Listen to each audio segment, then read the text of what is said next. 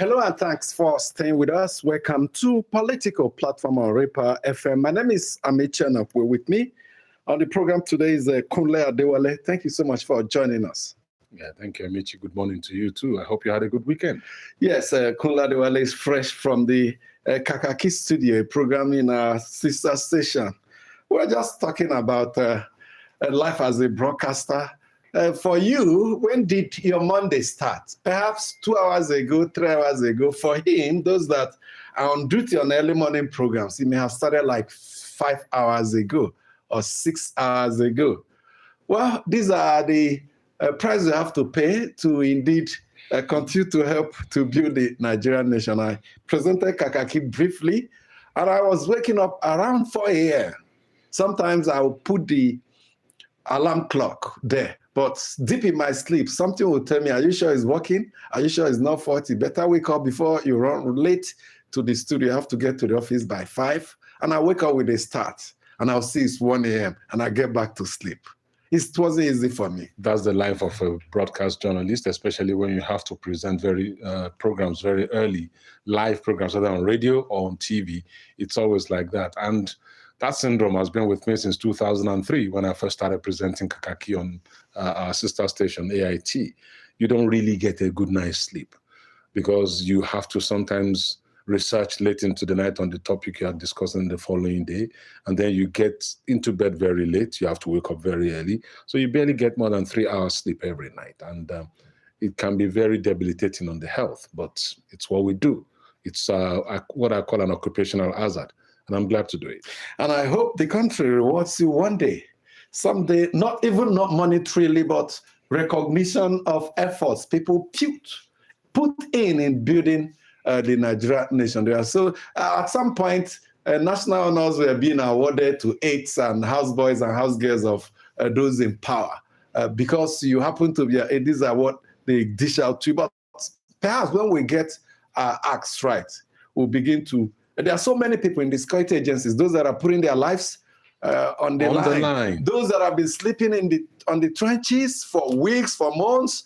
Yesterday, we heard there was some coordinated attacks on military formations in Borno, some of them near Maiduguri, but the Nigerian military responded with so much, even air power, and sent them scampering to safety, running for their dear lives, talking about the terrorists.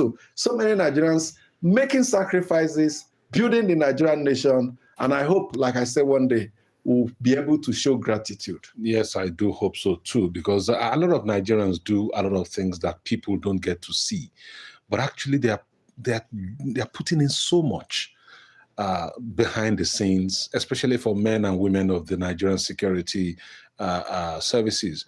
Whether you're in the police, the NSCDC, or the military, or even the DSS, or the NIA, or whichever security agency, these are men and women who, they're just like you and me. It's just that their training is different, and they put their lives on the line. And very many of us don't even appreciate what they go through. Also, those in the health sector. Yeah, the health sector too. The doctor on call does not sleep. When he sleeps, the phone is just by the bedside, hoping it won't ring, but most times it rings. I have to rush down. And when you consider the doctor-patient ratio, the doctors are grossly overworked. They are massively overworked. How can one person treat 1,000 people?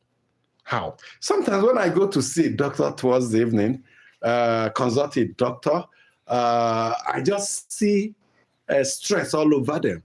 I'll ask, what time did you start? Because there are prescribed number of hours they should work. Because after that period, if fatigue sets in, then inefficiency sets in. Misdiagnosis can happen. All kinds of accidents can happen. So these are the hazards that Nigerians, the unsung heroes, I call them unsung heroes, face on a daily basis. If you ask Abulu now when he woke up, he probably will tell you he woke up around 4:35 a.m. before taking his kids to school and getting ready to run to the studio to make sure that he's there. He's already done one recording this morning. People won't know that. For a TV program. For his TV program. For his program on AIT. He's done a recording this morning. And all of that come together into a working day that stretches into far more than the 8-hour working day that is prescribed by the International Labour Organization. Journalists in Nigeria, journalists everywhere work more than 8 hours. In fact, everywhere. In fact, you are working all day. Even when you are sleeping, your brain is working as a journalist. So it's interesting. Interesting. Well, some people over the social media, Bulo, I'll say more, welcome to the program. Thank you. They're also talking about why are they building houses for the judges? Are they building for teachers? Are they building for security agencies, agents? Are they building for doctors?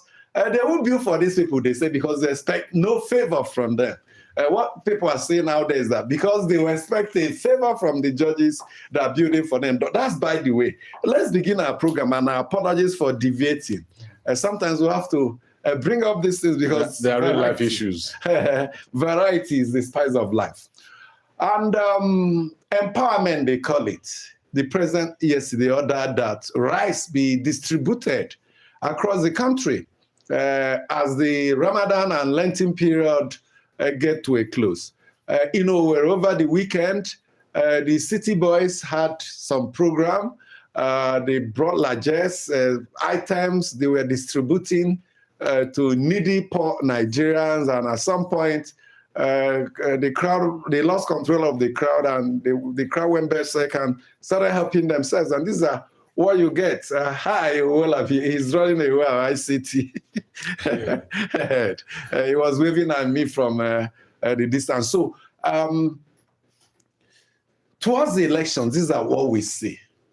Politicians who are the source of your... I'm not making reference to what happened in Owerri, because it's general, and every political party do it, except a few.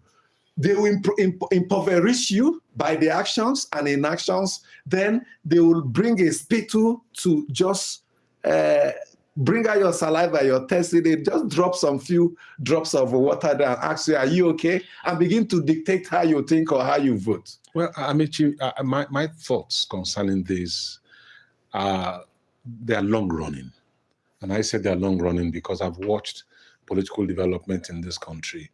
At least I have not watched for as long as Adebayo Bodunrin, but I had the privilege of seeing the Second Republic and the Third Republic, and I'm here now. And increasingly, what I see is that the political class have weaponized poverty.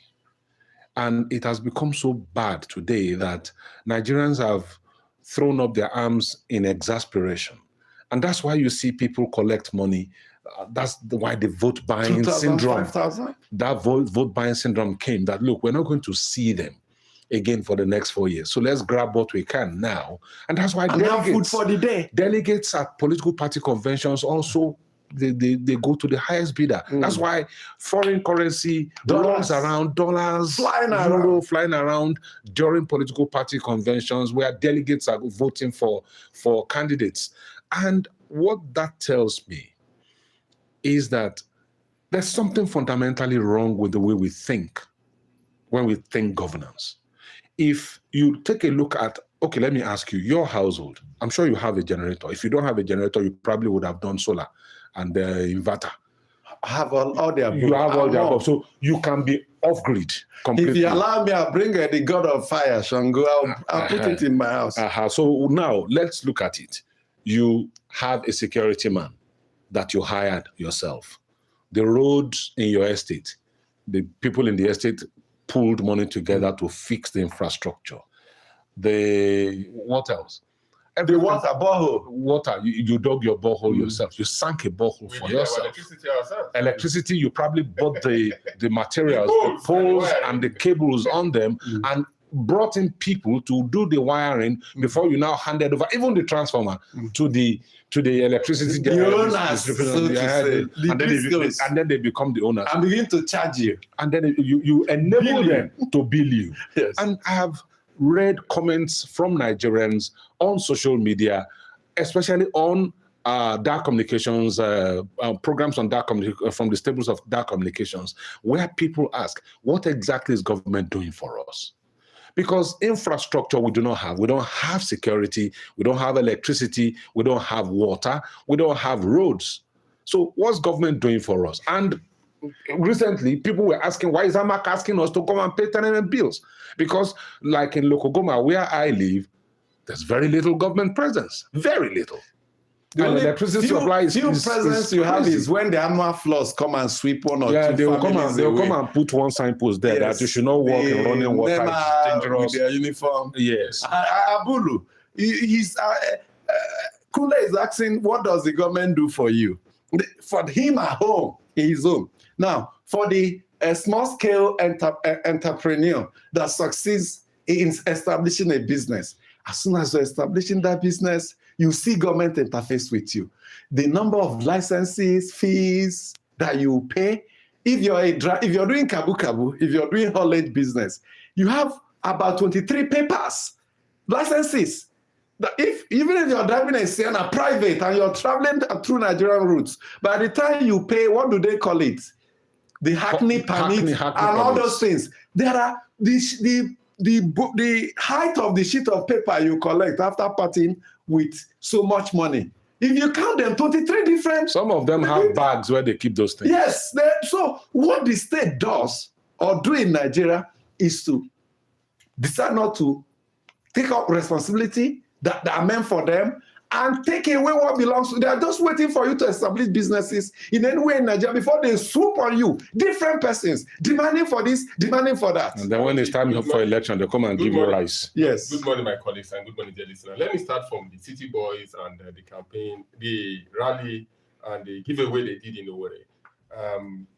When it's nearing election period like this, you see a lot of small semi-campaign movement all around.